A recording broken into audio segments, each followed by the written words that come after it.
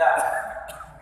Tidakkah sudah datang waktunya bagi orang-orang yang beriman khusyuk hati mereka untuk zikir kepada Allah Subhanahu wa taala. Karenanya sebagaimana ketika kita di miqat sebelum berihram membersihkan anggota tubuh kita dari kotoran dan kita mulai ibadah ini dalam keadaan bersih, maka bersihkanlah pula diri kita dari semua atau segala macam bentuk dosa-dosa dan kemaksiatan dengan bertaubat kepada Allah Subhanahu wa taala.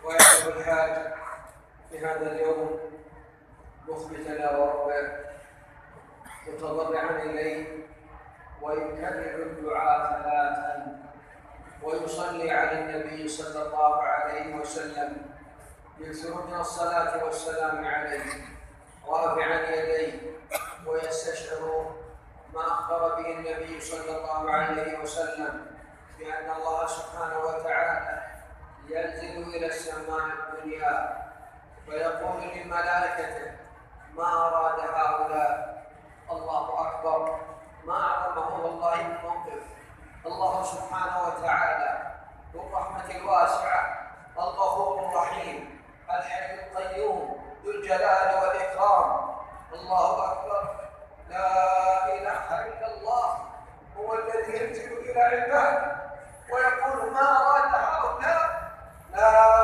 إله إلا الله ما أعظمه الموقف ولذا أخبر النبي صلى الله عليه وسلم ما رؤي الشيطان أصغر ولا أنحر من يوم عرفة إلا في يوم بدر وذلك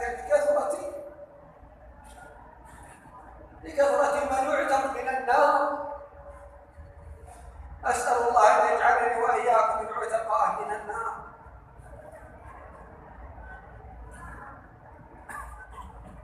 Karena baik saudaraku, di hari Arafah ini maka hendaklah kita tundukkan hati kita khusyuk kepada Allah Subhanahu wa taala, tunduk kepada Allah Subhanahu wa taala, berdoa dengan banyak memuji Allah Subhanahu wa taala.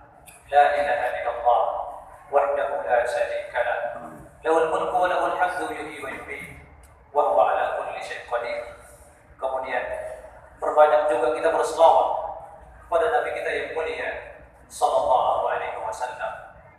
Betapa agungnya hari ini, betapa besarnya hari ini, yaitu hari Arafah.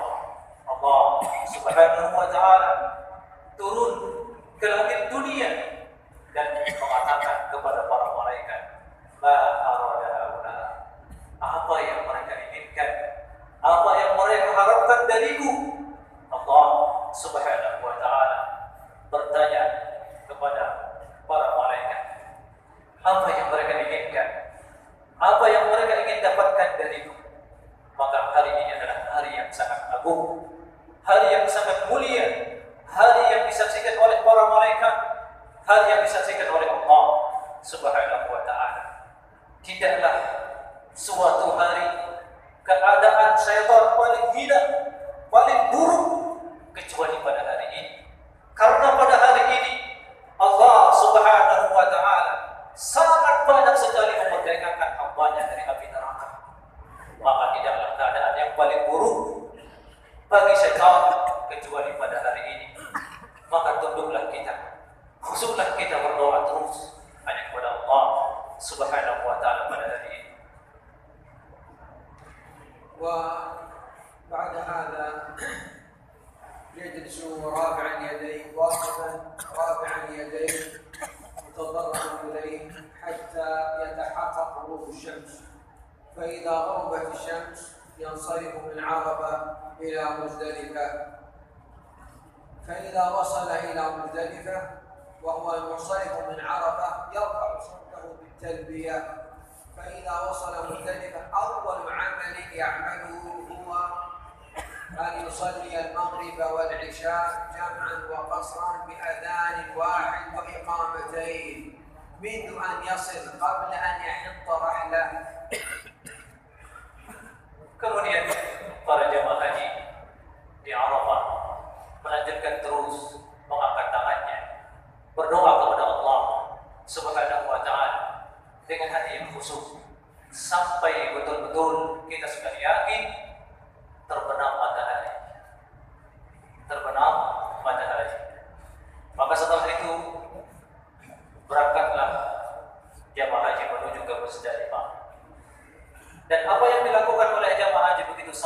Muzdalifah, salat maghrib dan isya jamaah wa qasran dengan satu adzan dan dua iqamah. البعض يريد أن يصل إلى المزدلفة يرتفق الحصى وهذا خلاف السنة. يريد أن تصل تصلي المغرب والعشاء. Sebagian orang begitu dia tiba di Muzdalifah, dia sibukkan dirinya mencari kerikil untuk dia lempar keesokan harinya. Dan ini yukhalif sunnah. Tidak, perbuatan ini menjadi sini sunnah. Jadi begitu kita tiba di Muzdalifah, maka pertama kali amalan yang kita lakukan adalah sholat maghrib dan isya. إنسان وصل مبكرا أو متأخرا متى وصل يصلي المغرب والعشاء. Kapanpun kita sampai di Muzdalifah, apakah terlambat atau lebih cepat, maka pertama kali amalan yang kita lakukan yaitu sholat maghrib dan isya. وبعد أن يصلي يخلد الراحة فلم يرد عنه صلى الله عليه وسلم أنه أحيا هذه الليلة بالقيام. Dan setelah selesai kita sholat maghrib dan isya, maka kita istirahat, tidur, istirahat, dan tidak ada datang dari Nabi Sallallahu Alaihi Wasallam. Beliau menyibukkan dirinya dengan ibadah atau zikir begitu tiba di Muzdalifah, terkecuali sholat maghrib dan isya, kemudian beliau istirahat. لماذا يأخذ الراحة؟ لأنه غدا عنده أعمال عظيمة حتى يستعد بأدائها. Kenapa beliau Sallallahu Alaihi Wasallam istirahat? Karena keesokan harinya akan ada amalan yang sangat besar yang terkumpul banyak sekali ibadah haji pada tanggal 10 ini. فإذا يصلي الفجر في أول وقتها ثم بعد الصلاة يقف رافعا يديه متضرعا إلى ربه داعيا ربه حتى يسفر جدا وقبل شروق الشمس مسفر جدا وقبل شروق الشمس يتجه إلى منى. Dan setelah kita selesai sholat fajar di Muzdalifah, maka angkatlah tangan kita berdoa kepada Allah Subhanahu wa taala di Muzdalifah ini. Teruslah kita berdoa sampai agak kuning ya matahari. Kemudian setelah itu barulah kita berangkat menuju ke Mina. والكبار السن والمرضى يتجهون بعد منتصف الليل إلى منى. Adapun orang-orang tua, ya, jamaah orang tua dan yang sakit, boleh bagi mereka bertolak dari Muzdalifah menuju ke Mina di pertengahan malam. نقف عند هذا. أخذنا يوم الثامن يوم التروية وعرفة ومزدلفة، وغدا إن شاء الله نشرح لكم حتى مسألة ماذا يفعل الحاج إذا وصل إلى منى. وإن شاء الله سنعود مرة أخرى إلى التذكير في يوم عرفة. متى أنتم جالسون إلى هنا؟ إلى أي يوم؟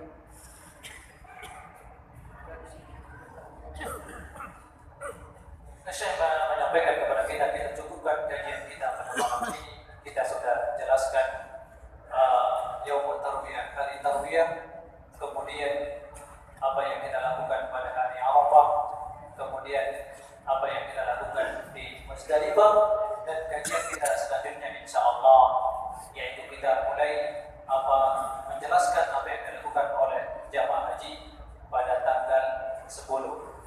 Saya bertanya bahwa Bapak sampai hari apa ada di sini? Sampai tanggal berapa? Selasa. 28, 29. Selasa. 29. Hari Selasa masih ada di sini.